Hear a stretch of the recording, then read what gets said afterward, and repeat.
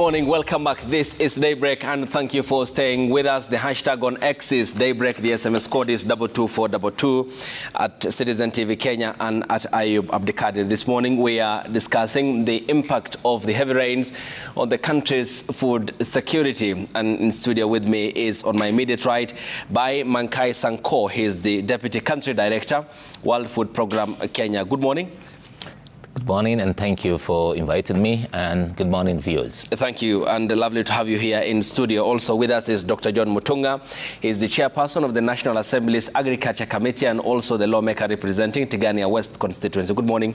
Good morning, Abdikadir, and good morning, Kenyans. Thank you for your time. Thank you. And in the studio also with us, shortly joining the conversation, is Dr. James Nyoro. He is food security expert and the former Kiambu County Governor. He will be with us here in the course of this discussion. We welcome your contributions. The hashtag on X is Daybreak. The SMS code is 22422 at Citizen TV Kenya and at Ayub Abdikadir. I first come to you, Dr. Mutunga. With the heavy rains, of course, the proportion of farmland that is now underwater is unimaginable, and the consequences on the country's food security. But given what we have witnessed, how much of the investments that we have made in the agriculture sector has equally been washed away by the heavy flooding? A considerable amount of investment has been washed away. The problem is that crops cannot do well under water. Excess water is not good. Like they say, too much of anything is dangerous. So too much water is not useful for crop production, because at the root level where water is taken by the crop, there is supposed to be some level of aeration. So there should be provision of air around there. And too much of water therefore excludes the air from the crop itself. Mm-hmm. So the crop does not manufacture the food it's supposed to manufacture. The process of photosynthesis doesn't take place. The minerals are not absorbed by the crop. Therefore, we lose a lot of the investments. Secondly, there is a leaching of minerals. Yeah. Of course, too much water leads to infiltration downwards, and that takes away the fertilizers that have been used or applied to the crops. The idea of applying fertilizer around the roots of a crop or around where we are planting the seed is because we would like that fertilizer to enrich the nutrient potential of that particular soil so that it can be able to support the crop. But once we put too much water, and fertilizers are soluble, although they don't dissolve that fast, they are soluble. So we end up having this fertilizer driven down, and the crop therefore does not take up. Okay, we will talk more about the impact this is having on households and smallholder farmers. And Dr. Nyoro, good morning. Good morning. Lovely to have you. Thank you very much. Thank you for your time. Thank you. Much appreciated. Mr. Sanko, what is the assessment from WFP, the World Food Program, in regards to the heavy rains ongoing in the country? Yesterday, the Met Department said this week also there's going to be an experience of heavy rains, especially in the regions of Nairobi, Western and parts of central Kenya. What's the assessment so far from WFP with regards to the heavy rains and the impact on food security? Unfortunately, the rains have not really helped us in the last few months, in the sense that we've seen huge destructions, especially in assets that contribute to agricultural productivity in this country. Based on the recent information we're receiving, we've seen over a loss of 4,000 livestock in this country. We've seen over more than 10,000 hectares of cropland being destroyed. We've seen people being displaced in this country. And these are basically the fundamentals to ensure that we have food security in this country. And when you look at Nairobi this time around, it's not spared. Yeah. We've seen actually infrastructure like roads being really, really damaged. These really have a huge impact on the market. The rains so far have really, really hit back on production in this country, which really, really affect food security in the country. When you also look at the smallholder farmers, yeah, who basically depend on rain-fed agriculture. Yeah. So an impact on huge, heavy rains in this country actually have huge impact. As we speak right now, I think the food insecurity or the food security situation in this country will be impacted moving forward. And I believe from the information we have, this will also have an impact in terms of delayed planting and also delayed harvesting. And this obviously have an impact on the market. I mean, from the recent information we have, commodity vegetable prices have actually spiked up. And these have an impact on the purchasing power for the ordinary man who basically live on a day-to-day. All right. And coming to Dr. Nyoro, one thing that had always been a policy priority was how to make this country food secure. And we already had a problem.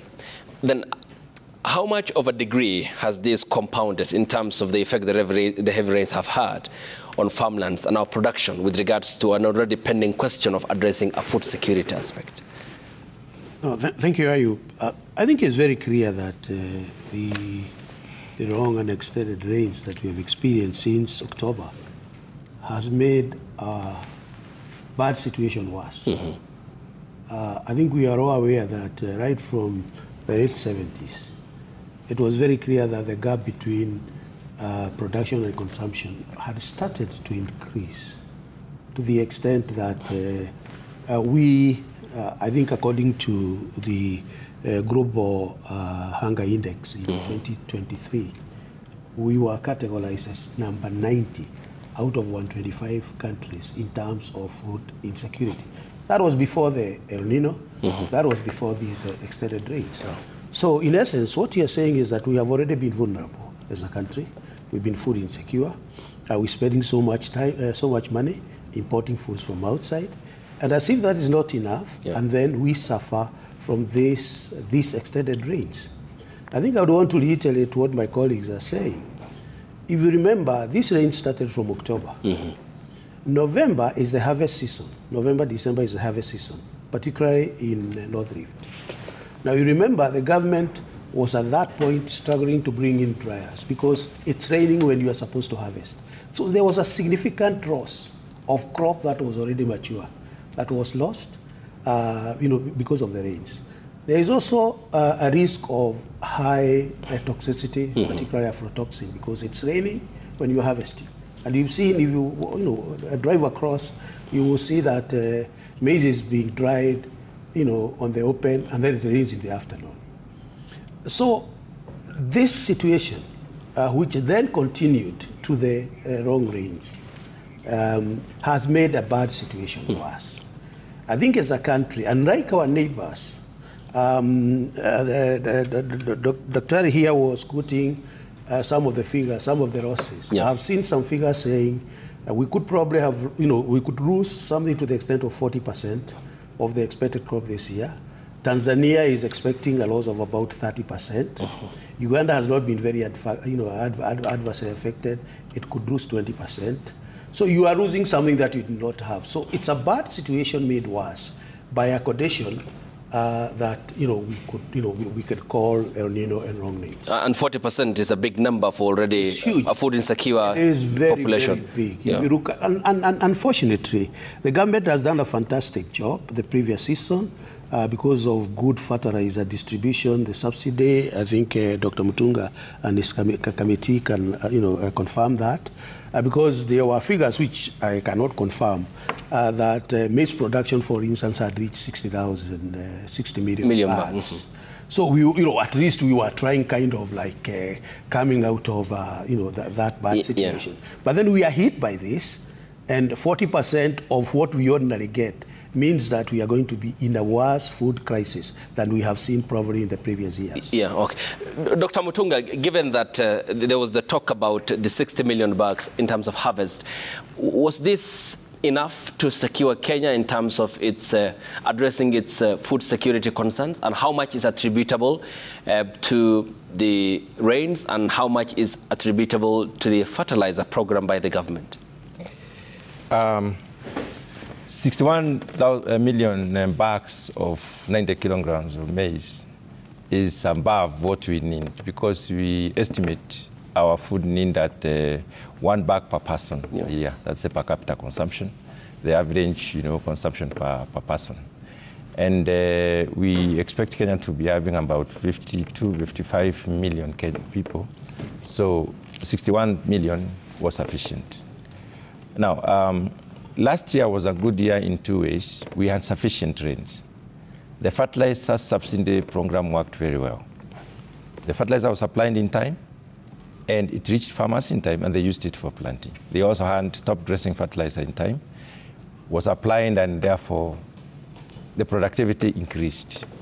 So the two factors were key in contributing to the 61 million bags that were recorded as the production. How much is in terms of? Now, when you look at the proportion, yeah. There are three things that are important when you need to increase production.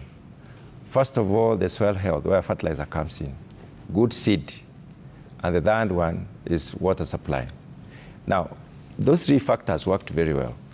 And when it comes to the proportion that is allocated that is associated with fertilizer, we may lose between 25 and 30%, depending on how much we have utilized fertilizer.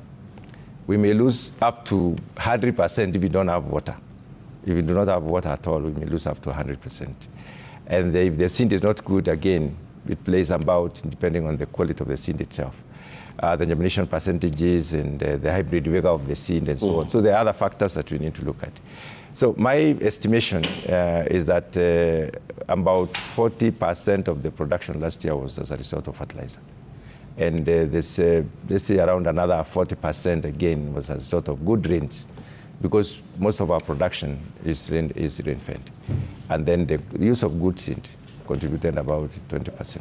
Yeah. The aspect then about the lack of water, which is now the flip end of this conversation, again takes us to another extreme where there is no food at all, and people who are always on the verge of hunger, and then comes in the consequences of climate change. We'll talk more about that. But Mr. Sanko, given that you have talked about smallholder farmers, and they have been severely affected, yet they are responsible for most of the food consumed here in the country. I mean, what's then the engagement level of the World Food Programme in terms of helping them out through this crisis, even as the government steps in with interventions? How much of a supplementary are you in reaching out to them? Yeah.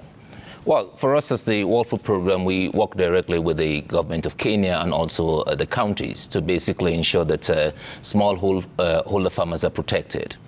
I mean, from 2019 to now, we've invested heavily on water projects, especially in the ASAL regions, wherein we have major challenges in terms of water. And if you look at this investment so far, even though we do have these climate shocks, this investment have really, exist. When you look at the water ponds, you look at, simple things like just climate smart rain-fed agriculture. These have really, really helped smallholder farmers in these areas.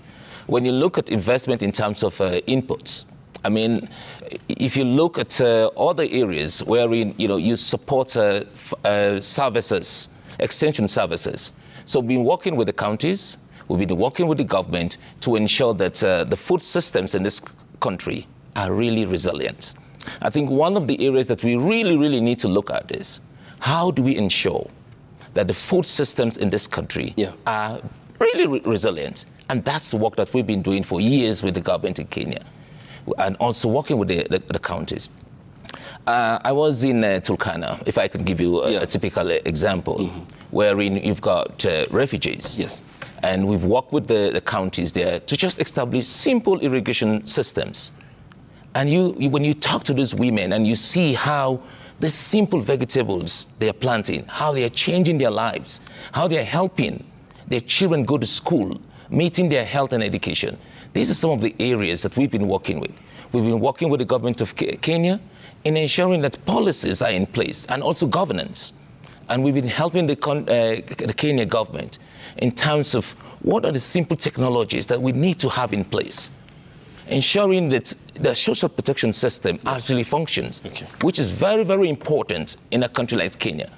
Unfortunately, we have to know that these disasters will occur. Okay. That is the most unfortunate. Okay. But it's how we bounce back. Yeah. And that's the role that WFP is working with the government and the counties in this country.